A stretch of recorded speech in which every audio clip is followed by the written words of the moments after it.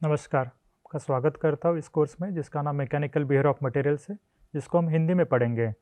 Last part तक हमने देखा था कि स्लिप एक जो प्लास्टिक डिफॉर्मेशन का मैकेनिज्म है, वो कैसे होता है। इस पार्ट में हम जानेंगे कि इसको होने के लिए क्या स्ट्रेस की आवश्यकता है। तो उसका नाम दिया गया है पल्स नेबारो स्ट्रेस। तो पहले जानते हैं, हमने लास्ट टाइम जब देखा था कि स्लिप जब होती है, तो अब हमने एक टाउ आरएसएस यानी रिजल्ट शेयर स्ट्रेस की वैल्यू निकाली थी। और जो रिजल्ट शेयर स्ट्रेस की वैल्यू हमने निकाली थी, ये सिग्मा जो अप्लाइड स्ट्रेस है, cos lambda into cos phi. हमने देखा था ये एंगल्स है आपके प्लेन और टेंसाइल एक्सिस या कॉम्प्रेसिव एक्सिस के बीच में, या डायरेक्शन और टेंसाइल एक्सिस और कॉम्प्रेशन एक्सिस के बीच में। तो हमारे पास एक टाउ आरएसएस की वैल्यू हमने लिखी थी सिग्मा एम। एम हमने कहा था एक स्मिथ फैक्टर है। ये हमने देखा था सिंगल क्रिस्टल के लिए। ये एक रिजॉल्व शेयर स्ट्रेस की वैल्यू है जो हमें चाहिए जब स्लीप होनी हो किसी प्लेन पे, और हमने सिंगल क्रिस्टल के लिए एक सिनेरियो देखा था। तो ये टाउ आरएसएस को मैं इस तरह से लिख सकता हूँ सिग्मा एम बार। ये एम बार जो है ये मैं पॉलीक्रिस्टलाइन मटेरियल के लिए लिख रहा हूँ, क्योंकि हम यहाँ पे हमने देखा था सिंगल क्रिस्टल है, और मैंने यहाँ वहाँ पे बात की थी कि हमारे पास कोई हाई एंगल ग्रेन बाउंड्रीज नहीं है। बट जब हमारे पास पॉलीक्रिस्टलाइन मटेरियल होता है तो वहाँ पे हमारे पास बहुत सारे ग्रेन्स होते हैं।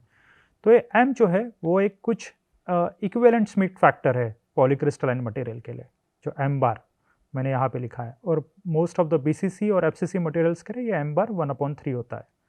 तो ये टाउ आरएसएस की वैल्यू मैं इस तरह से लिख सकता हूँ कुछ मेरे पॉलीक्रिस्टलाइन मटेरियल्स के लिए। आइए देखते हैं कि ये टाउ सीआरएसएस जब मैं बात कर रहा हूँ, जब यील्डिंग के वक्त हमने ये बात की थी, याद कर लेते हैं हम। तो इस तरह से हमने बात की थी, जब मेरा सिग्मा वाई आता है उसके करस्पॉन्डिंग जो टाउ आरएसएस रहेगा, यानी sigma tends to sigma y, tau RSS tends to tau CRSS. ये सीआरएसएस की वैल्यू चाहिए। तो हमने देखा था कि टाउ सीआरएसएस ये टाउ आरएसएस की ही वैल्यू है एट सिग्मा वाई। तो यहाँ पे कुछ मटेरियल्स हमने मार्क कर लिए, और यहाँ पे देखेंगे nickel, copper, gold, silver, magnesium और सोडियम क्लोराइड। यहाँ के उनके क्रिस्टल्स टाइप भी मार्क किए हैं। जैसे निकेल, कॉपर, गोल्ड, सिल्वर में ये एफसीसी मटेरियल है, मैग्नीशियम ये एचसीपी है, और सोडियम क्लोराइड भी ये क्यूबिक क्रिस्टल स्ट्रक्चर है। और यहाँ पे स्लिप सिस्टम्स भी मार्क किए। आप यहाँ पे देखेंगे कि ये जो इक्वेशन है, ये इक्वेशन मुझे कुछ बॉन्डिंग के बारे में नहीं बता पा रहा है। यानी टाउ आरएसएस अगर मैं निकालूँ तो मुझे सिग्मा वाई एक मटेरियल का यील्ड स्ट्रेंथ की पता होना चाहिए। टाउ सीआरएसएस अगर मैं देखूँगा निकेल, यहाँ पे स्लिप सिस्टम क्या है, सेम स्लिप सिस्टम है, कॉपर, गोल्ड, सिल्वर, क्योंकि ये एफसीसी स्ट्रक्चर है तो मेरे स्लिप सिस्टम सेम होने चाहिए इन स्ट्रक्चर्स में। पर टाउ सीआरएसएस की वैल्यू अगर आप देखेंगे, यहाँ पे निकेल की सबसे ज़्यादा है, कॉपर की 0.98 है, गोल्ड की उससे कम है, और सिल्वर की उससे कम है। तो मैं देख पा रहा हूँ कि ये टाउ सीआरएसएस की वैल्यू मुझे कुछ आइडिया नहीं दे रही कि मेरी कौन सी स्लिप सिस्टम एक्टिव रहेगी, या मेरा मटेरियल का स्ट्रेंथ किस पे डिपेंड करेगा। तो टाउ सीआरएसएस मुझे कोई आइडिया नहीं देता कि मेरा मटेरियल का बॉन्डिंग या बॉन्डिंग नेचर क्या है।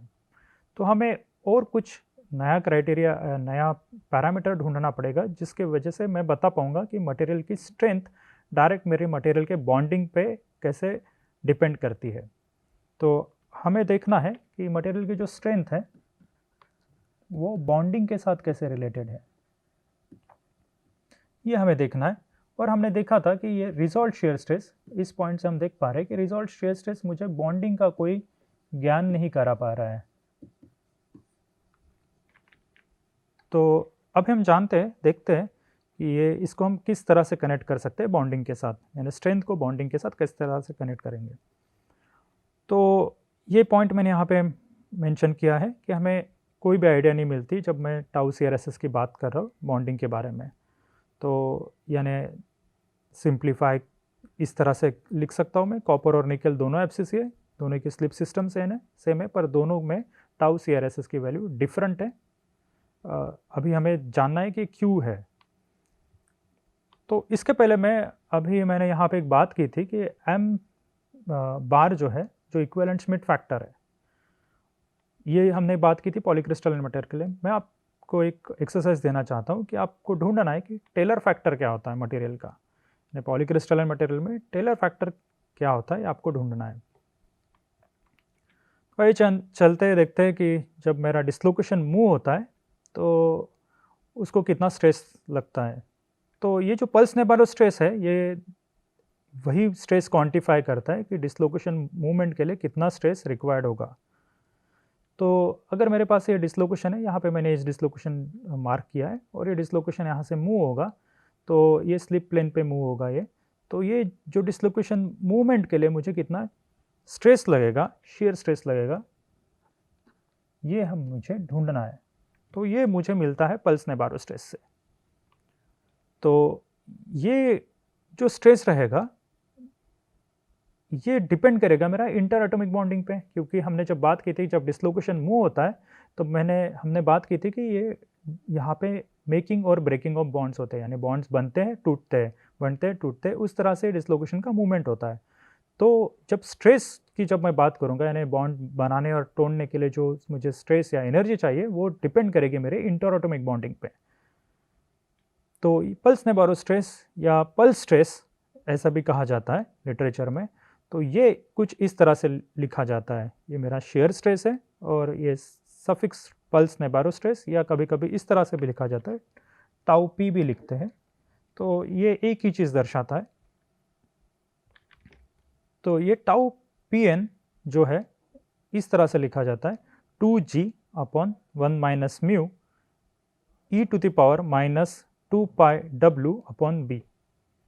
यहाँ पे हम जानेंगे जो g है ये मेरा शेयर मॉडुलस है मटेरियल का, और ये जो w है ये मेरा विड्थ ऑफ डिसलोकेशन है। हमने लास्ट क्लास में देखा था कि ये विड्थ ऑफ डिसलोकेशन किस तरह से डिफाइन करते हैं, और इसका एक फॉर्मूला दिया है यहाँ पे। ये विड्थ ऑफ डिसलोकेशन इस तरह से लिख सकते हैं d अपॉन 1 माइनस म्यू। ये d जो है ये इंटरप्लेनार डिस्टेंस है, और इंटरप्लेनार डिस्टेंस यहाँ पे हम देखेंगे अगर ये मैं दो प्लेन मान चल रहा हूँ कि ये ग्लाइड हो रहे हैं एक दूसरे के ऊपर या स्लीप हो रहे हैं एक दूसरे के ऊपर, ये जो इनके बीच का जो डिस्टेंस है ये मेरा d है, ये इंटरप्लेनार डिस्टेंस है। और म्यू मेरा है पोसॉन्स रेशो, ये हमने देखा था कि पोसॉन्स रेशो क्या होता है।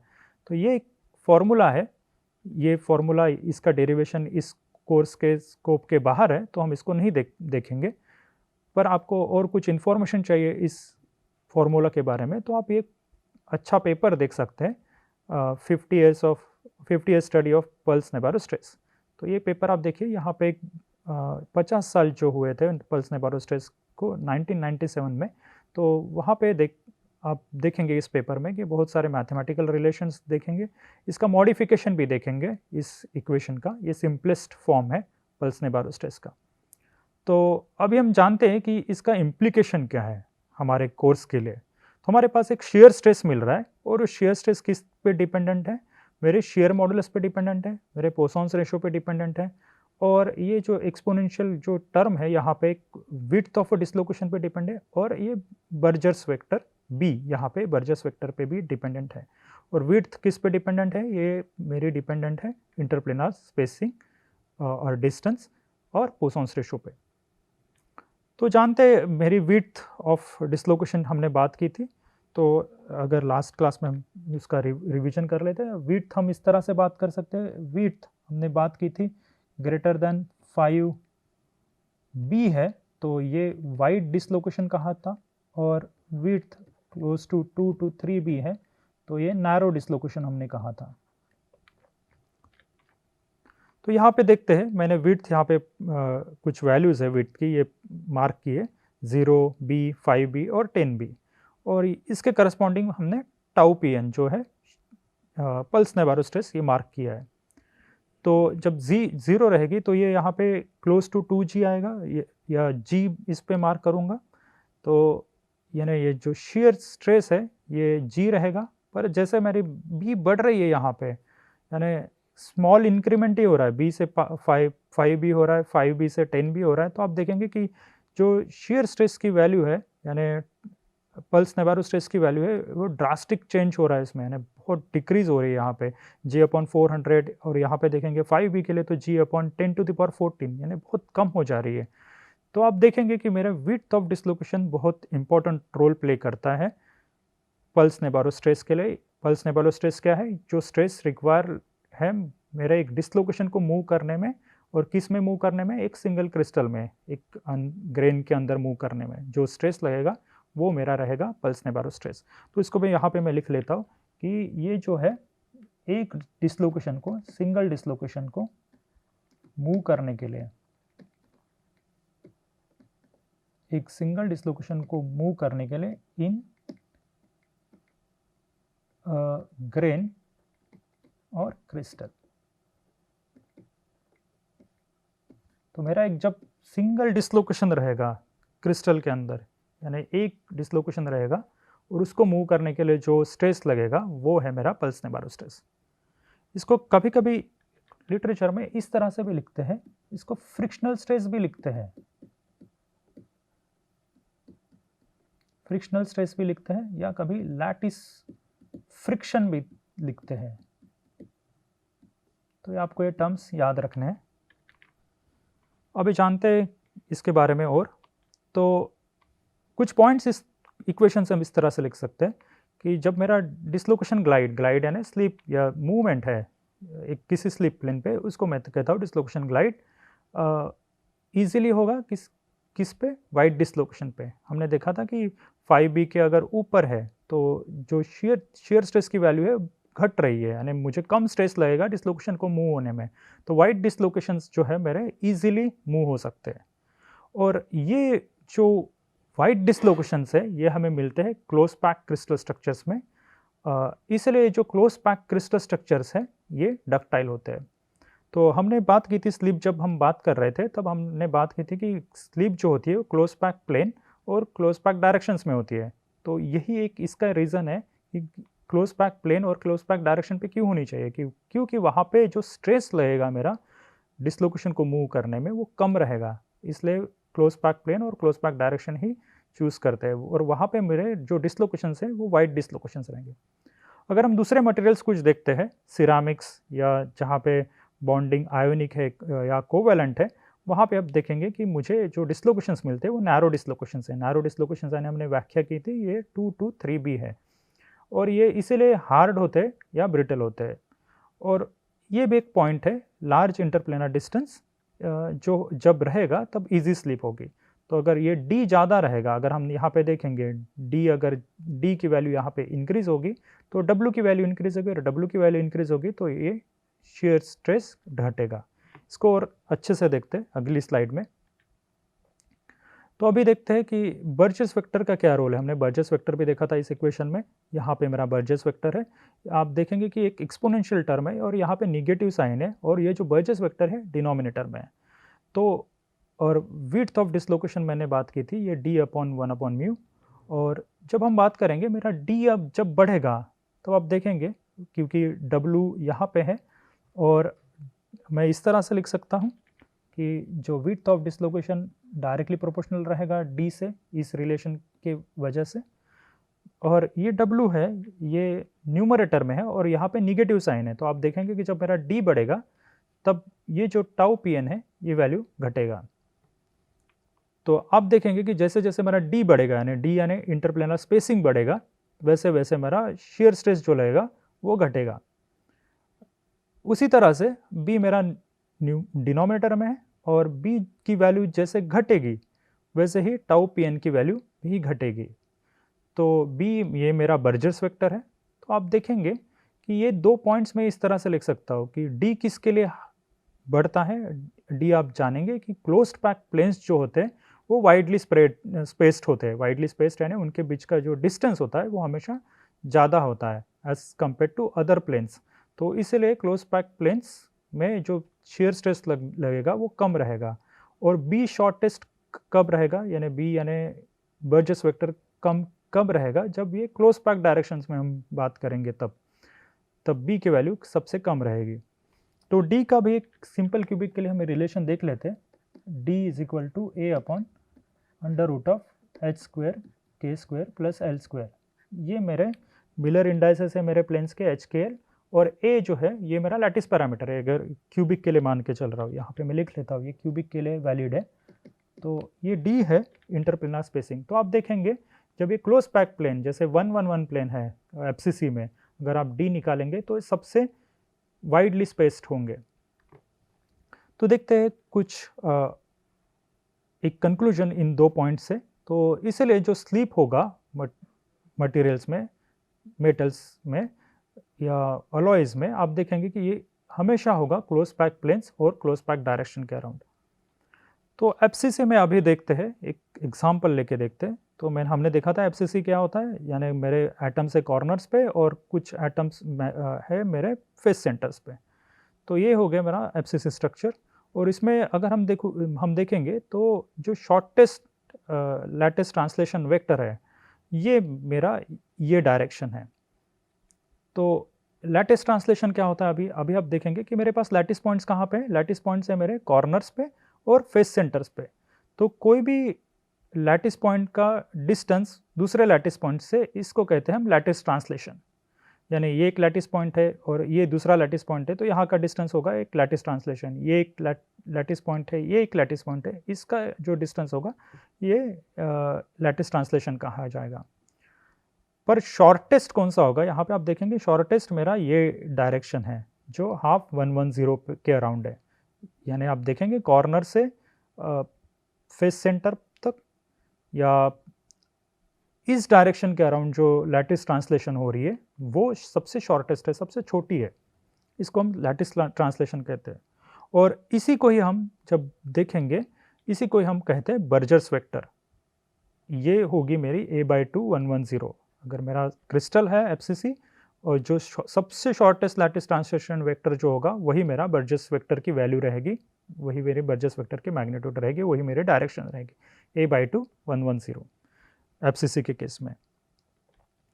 बीसीसी के केस में देखते हैं, हमने देखा था कि सबसे क्लोज पैक डायरेक्शंस मेरी ये हैं 111 और क्लोज पैक डायरेक्शन मेरी 11 है। तो हम देखेंगे कि यहाँ पे लैटिस ट्रांसलेशंस वेक्टर्स कौन से हैं। यहाँ पे आप देखेंगे कि एक कॉर्नर से दूसरे कॉर्नर पॉइंट तक, या मैं देखूँगा कि ये पॉइंट्स हैं यानी कॉर्नर पॉइंट से बॉडी सेंटर तक, ये एक मेरा लैटिस ट्रांसलेशन वेक्टर है।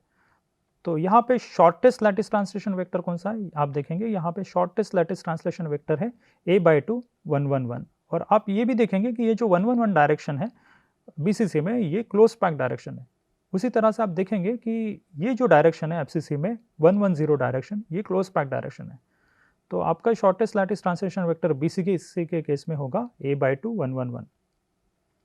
और b की वैल्यू यहाँ पे मैं कंसिडर करूँगा, ये बर्जर्स वेक्टर हो जाएगा मेरा बीसीसी में। इसकी वैल्यू आ जाएगी a/2 111, हाफ 111 की अराउंड। अभी मैं B2 स्ट्रक्चर कंसिडर करता हूँ। तो B2 स्ट्रक्चर में ये लग तो BCC की तरह है, पर ये BCC स्ट्रक्चर नहीं है, क्योंकि यहाँ पे आप देखेंगे ये जो सेंटर एटम है, बॉडी सेंटर्ड एटम है, ये दूसरे मटेरियल से या दूसरे एलिमेंट से बना होता है। तो जैसे मैं अगर CSCl या NiL स्ट्रक्चर लूँगा तो आप देखेंगे कि एल्यूमिनियम मेरा कॉर्नर्स पे रहेगा और निकल मेरा बॉडी सेंटर पे रहेगा। तो अगर इस केस में अगर हम देखेंगे कि लैटिस ट्रांसलेशन कहाँ पे है, तो मेरा लैटिस ट्रांसलेशन हमने देखा था कि एक लैटिस पॉइंट से दूसरे लैटिस पॉइंट पे। पर इस केस में हम कंसिडर करेंगे, जब B2 स्ट्रक्चर कंसिडर करेंगे, तो मेरा लैटिस ट्रांसलेशन होगा इस पॉइंट से इस पॉइंट तक, यानी एक कॉर्नर एटम से इस कॉर्नर एटम तक, यानी ये डायगोनल के अराउंड इस तरह से होगा, ना कि यहाँ पे 1/2 ये मेरा लैटिस ट्रांसलेशन वेक्टर होगा। क्योंकि आप देखेंगे कि ये जो लैटिस पॉइंट है ये किसी और मटेरियल से या किसी और एलिमेंट से बना हुआ है और बॉडी सेंटर जो एटम है वो किसी और एलिमेंट का है। तो इसलिए ये 1/2 मेरा लैटिस ट्रांसलेशन नहीं होगा इस केस में। लैटिस ट्रांसलेशन हो गया मेरे, यानी लैटिस ट्रांसलेशन जब बात करूँगा तो सेम एलिमेंट के पॉइंट्स के अराउंड ही मैं लैटिस ट्रांसलेशन कंसिडर करूँगा। तो इस केस में ये मेरा लैटिस ट्रांसलेशन हो सकता है। तो ये हो जाएगा मेरा a110 इस डायरेक्शन में, या जो मेरा बर्जर्स वेक्टर है ये हो जाएगा a100, या कभी कभी किसी इस स्ट्रक्चर्स में a110 भी मेरा लैटिस ट्रांसलेशन हो सकता है। और मैं देखूंगा अगर लैटिस ट्रांसलेशन यहाँ पे कंसिडर करूँगा, तो अगर क्लोज पैक डायरेक्शन कंसिडर करना है तो मेरा a111 होगा, ये मेरा लैटिस ट्रांसलेशन होगा। तो ये हो गए मेरे ये जो बर्जर्स वेक्टर यहाँ पे मैंने मार्क किए, यानी एक लैटिस पॉइंट से दूसरे लैटिस पॉइंट तक, इसको कहते हैं परफेक्ट डिसलोकेशंस। तो अभी एक कुछ कंसेप्ट्स यानी ये डिसलोकेशंस जो मार्क करूँगा, जो अगर मैं डिसलोकेशंस की बात करूँगा और लैटिस डिस्प्लेसमेंट्स की बात करूँगा, अगर लैटिस डिस्प्लेसमेंट्स का मैग्नीट्यूड इस तरह से है तो ये मेरे हो जाएंगे परफेक्ट डिसलोकेशन। पर एफसीसी के केस में हम देखेंगे, बाद में भी देखेंगे, जैसे हम देखेंगे कि ये जो परफेक्ट डिसलोकेशन है ये स्प्लिट होता है, ये स्प्लिट होता है दो डिसलोकेशन में, और आप देखेंगे कि इस तरह से स्प्लिट होता है कुछ। और ये जब स्प्लिट होता है तो आप देखेंगे ये जो पॉइंट है यहाँ पे कोई लैटिस पॉइंट नहीं है। तो पर ये जो डिसलोकेशन है जो ब्लू में मैंने मार्क किए, इन डिसलोकेशंस को मैं कहता हूँ पार्शियल डिसलोकेशंस, क्योंकि ये लैटिस ट्रांसलेशन वेक्टर्स नहीं है यहाँ पे, क्योंकि यहाँ पे कोई लैटिस पॉइंट नहीं था यहाँ पे, तो इसलिए इनको कहते हैं पार्शियल डिसलोकेशंस। तो ये हो गया मेरा बर्जेस वेक्टर का एक कुछ नोटेशंस जब हम बात करेंगे डिसलोकेशंस के बारे में, परफेक्ट या पार्शियल डिसलोकेशंस। अभी हम आते हैं फिर से हमारे पल्स नेबारो स्ट्रेस के लिए। ये हमने इसलिए डिस्कस किया था कि हम यहाँ पे बर्जेस वेक्टर की वैल्यू अगर घटेगी तब हम बात करेंगे कि पल्स नेबारो की स्ट्रेस की वैल्यू भी घटती है। तो अब देखेंगे कि जैसे बीसीसी और B2 स्ट्रक्चर की बात करते हैं, यहाँ पे देखेंगे कि यहाँ पे अगर मेरा ये जो बर्जेस वेक्टर है यहाँ पे बीसीसी के केस में 1/2 है, और B2 के केस में आप देखेंगे कि अगर मैं बर्जेस वेक्टर कंसिडर कर रहा हूँ A111, तो इसकी वैल्यू बढ़ गई है, इसकी वैल्यू बढ़ेगी तो आप देखेंगे कि पल्स नेबारो स्ट्रेस जो है इस स्ट्रक्चर में ज़्यादा होना चाहिए। तो मैं कुछ इस तरह से लिख सकता हूँ, पल्स नेबारो स्ट्रेस B2 के केस में BCC से ज़्यादा होगा, क्योंकि आप देखेंगे कि जो बर्जेस वेक्टर की वैल्यू है वो बढ़ गई है। भाई पल्स नेबारो स्ट्रेस के बारे में और जानते हैं। ये मेरा इक्वेशन है पल्स नेबारो स्ट्रेस का, और कुछ लैटिस हम यहाँ पे कंसिडर करेंगे। यहाँ पे मैं क्लोज पैक स्ट्रक्चर कंसिडर कर रहा हूँ, अभी हमें कुछ प्लेन्स कंसिडर करूँगा इस क्लोज पैक स्ट्रक्चर में। तो ये एक प्लेन कंसिडर करूँगा, मान लेते हैं इस प्लेन पे मेरा स्लीप हो रहा है, और ये जो प्लेन्स है, दो प्लेन्स है, इसके बीच का जो डिस्टेंस है इसको मैं D2 मान रहा हूँ, और मेरा जो रिपीट डिस्टेंस है, रिपीट डिस्टेंस को भी मैं बर्जेस या स्लीप डिस्टेंस कह सकता हूँ, या बर्जेस वेक्टर यहाँ पे B2 मान रहा हूँ। अब देखेंगे कि ये मेरा एटम था, और इस प्लेन पे जब मैं बात करूँगा तो ये यहाँ पे आ रहा है, तो यहाँ से यहाँ तक का डिस्टेंस जो होगा ये मेरा स्लीप डिस्टेंस होगा, इसको मैं बर्जेस वेक्टर मानूंगा। और एक प्लेन कंसिडर करते जिसकी प्लेनार स्पेसिंग में D1 मान रहा हूँ, तो आप देखेंगे ये जो प्लेन है यहाँ पे रिपीट डिस्टेंस क्या है या स्लीप डिस्टेंस क्या है, ये मेरा स्लीप डिस्टेंस होगा, क्योंकि यहाँ पे सेंटर है इस प्लेन एटम का, और ये जो दूसरा एटम है यहाँ पे इसका एक सेंटर है, तो दोनों के बीच का जो डिस्टेंस होगा ये मेरा B1 होगा। तो आप देख पाएंगे कि मेरा B1 जो है ये केस में, ये D1 के केस में ये छोटा है कंपेयर टू B2। तो आप देखेंगे कि यहाँ पे जो शेयर स्ट्रेस लगेगा, यानी यहाँ पे जो स्लीप होना चाहिए वो आसान होगा इस केस के। सो आप देखेंगे कि जो मैं D की वैल्यू भी निकाल रहा हूँ, तो D की वैल्यू जो है A/√h² + k² + l², ये हमने देखा था। तो ये क्यूबिक सिस्टम के लिए है। तो यहाँ पे आप देखेंगे कि ये जो D2 है, ये जो प्लेन्स है ये क्लोज पैक प्लेन्स नहीं है, क्योंकि ये यहाँ पे जो डायरेक्शन मैंने मार्क किए B2 है, ये क्लोज पैक डायरेक्शन नहीं है यहाँ पे। तो आप देखेंगे कि ये जो अगर ये प्लेन क्लोज पैक नहीं है तो इनका जो डिस्टेंस है वो छोटा रहेगा, कम रहेगा compare to close pack planes है। ये जो अगर अरेंजमेंट मैं देख रहा हूँ रेड वाली, इसमें मेरे जो प्लेन्स है एटम्स है एग्जैक्टली क्लोज पैक्ड है। तो आप देखेंगे कि ये जो D1 है ये D2 से ज़्यादा रहेगा, बड़ा रहेगा, और B1 है ये छोटा रहेगा।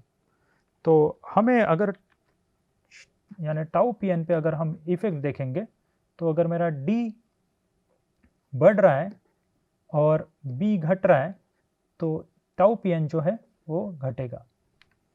तो ये एक इफेक्ट है D और B का। तो आप देखेंगे इस केस में मेरा ये प्लेन प्रीफर होगा स्लीप के लिए, क्योंकि यहाँ पे जो τPn आएगा वो कम आएगा इस केस के कंपैरिजन में। अभी हमने दो चीज़ें बात की थी लास्ट क्लास में, और अभी भी हमने विड्थ ऑफ डिसलोकेशन की बात की थी। तो हमने विड्थ ऑफ डिसलोकेशन की बात की थी, तब हमने बताया था कि अगर विड्थ 5b से ग्रेटर है तो हम इसको कहते हैं वाइड डिसलोकेशन।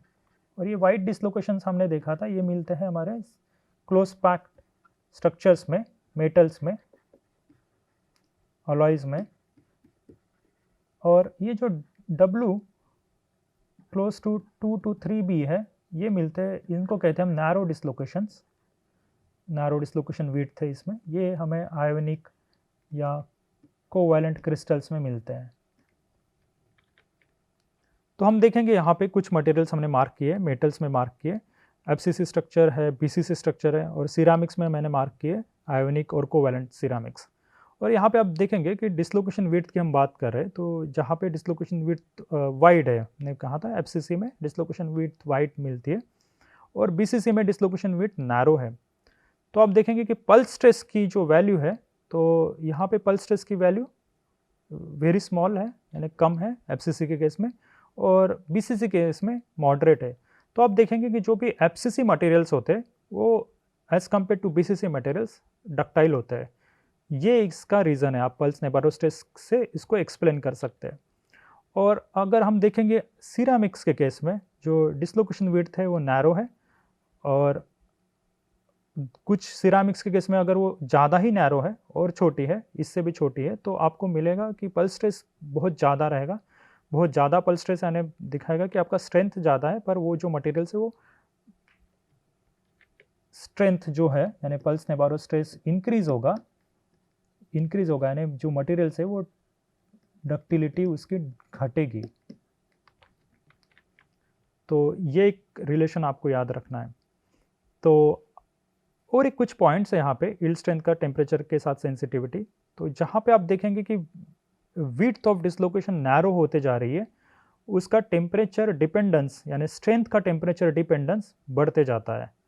जैसे अगर आप देखेंगे कि अगर BCC मटेरियल्स है तो वो दिखाते हैं मेरे डक्टाइल टू ब्रिटल ट्रांजिशन। यानी क्या होता है कि इसको लिख लेते हैं, ductile to brittle transition temperature दिखाता है ये।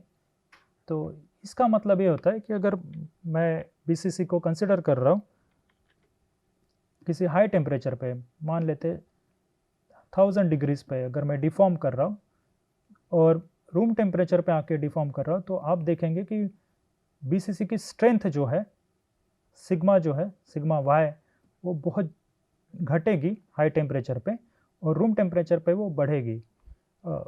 और आप देखेंगे कि डक्टिलिटी जो है BCC के केस में वो टेम्परेचर डिपेंडेंट रहेगी, यानी बहुत कम हो जाएगी एट रूम टेम्परेचर, या ब्रिटल कह सकते हैं इस मटेरियल्स को हम। तो ये सारी चीज़ें, ये सारे ऑब्जर्वेशंस हम सिर्फ पल्स नेबारो स्ट्रेस के एक इक्वेशन से डिराइव कर सकते हैं या समझ सकते हैं।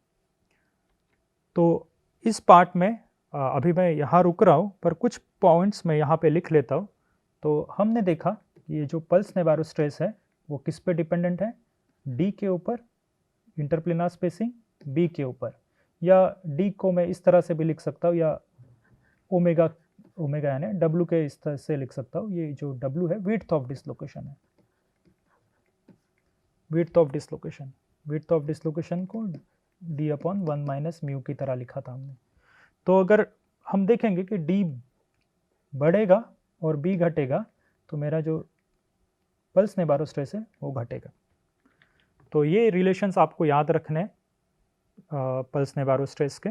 नेक्स्ट पार्ट में हम जानेंगे कि डिसलोकेशन मूवमेंट्स कैसे होते हैं। अभी हमने यहाँ तक देखा कि स्ट्रेस कितना लग रहा था डिसलोकेशन को मूव करने में, पर जब डिसलोकेशन मूव होता है तो मटेरियल में क्या प्लास्टिक स्ट्रेन डेवलप होगा, ये हम अगले पार्ट्स में जानेंगे। धन्यवाद।